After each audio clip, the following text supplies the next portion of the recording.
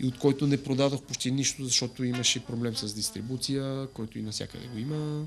Ако няма човек зад гърба си, продуценти са големи лабели, издателски къщи, а то всичко е навързано. Те продуцират такива, които и продават. И сега съм по втори проект такъв, който пак аз продуцирах студиото с помощта на останалите музиканти, на които не съм плащал, и те са вид копродуценти. И сега така добра новина е, че намерих такава един лабел, който се заинтересува да го издаде, също да плати самото произвеждане на самите дискове, дистрибуция и така нататък.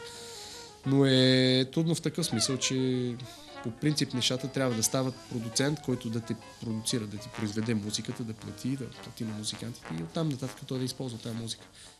Има връзка и с мащабите. Значи тук българските музиканти са общо взето първо малко на брой, после един затворен кръг. Той няма на къде повече да се доказва. Докато ти имаш още Мегдан, те първа да доказваш. Просто мащаба е такъв. Страната е малка, няма никакъв пазар